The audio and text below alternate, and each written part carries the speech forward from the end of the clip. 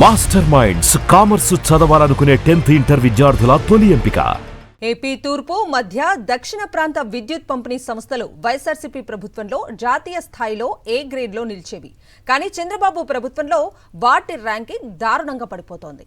ఇటీవల విడుదలైన జాతీయ ర్యాంకింగ్లోనూ వెనుకబడి బి గ్రేడ్తో సరిపెట్టుకున్నాయి. తాజాగా ఏపీ ఈఆర్సీ శుక్రవారం విడుదల చేసిన 2024-25 డిస్కంల పనితీరు నివేదిక రాష్ట్ర విద్యుత్ రంగంలోని లోపాలను స్పష్టంగా బయటపెట్టింది.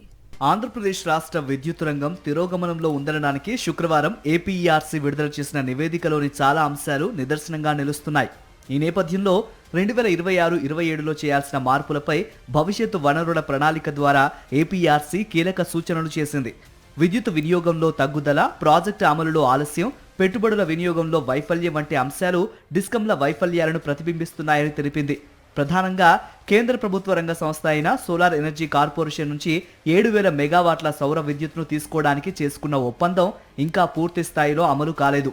అలాగే కడపలోని 750 మెగావాట్ల సౌర విద్యుత్ ప్రాజెక్టు ఇంతవరకు పూర్తి కాలేదు. రాష్ట్రంలో పరిశ్రమల విద్యుత్ వినియోగం గణనీయంగా పడిపోయింది. ముఖ్యంగా హెచ్టీ ఇండస్ట్రీ విభాగంలో ఏపీఎస్పీడీసీఎల్లో 17%, ఏపీఈపీడీసీఎల్లో 21% తగ్గుదల నమోదవటం రాష్ట్రంలో ఆర్థిక కార్యకలాపాల మందగమనానికి సంకేతం. పరిశ్రమలు మూతపడటమే దీనికి ప్రధాన కారణంగా తెలుస్తోంది. డిస్కంల పరిధిలో మొత్తం విద్యుత్ అమ్మకాలు కూడా తగ్గాయి. అంటే ఆ మేరకు విద్యుత్ వినియోగం తగ్గింది. ఏపీఈపీడీసీఎల్ పరిధిలో 9.82% వరకు విద్యుత్ వినియోగం తగ్గుదల నమోదైంది. విశాఖ వంటి ఆర్థిక రాజధాని ఈ డిస్కం పరిధిలోనే ఉంది.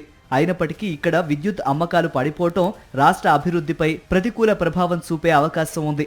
డిస్కంలు పునరుత్పాదక విద్యుత్ కొనుగోలు లక్ష్యాలను మించి సాధించినప్పటికీ వినియోగ లక్ష్యాలను పూర్తి స్థాయిలో సాధించలేకపోయాయి.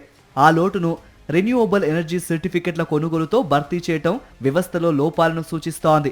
ఆమోదించిన మూలధన వ్యయం ప్రణాళికల ప్రకారం డిస్కంలు ఖర్చు చేయటంలో విఫలమయ్యాయి. ఏపీఈపీడీసీఎల్లో 3,293 కోట్లకు బదులు కేవలం 1,058 కోట్లు మాత్రమే ఖర్చు చేశారు. ఏపీసీపీడీసీఎల్లో 2,813 కోట్లలో సగానికి తక్కువే వెచ్చించారు.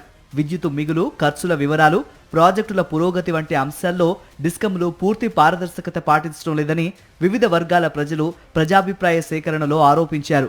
దీంతో భవిష్యత్తులో ఖర్చుల వివరాలను మరింత స్పష్టంగా ఇవ్వాలని డిస్కంలను ఏపీఈఆర్సీ ఆదేశించింది.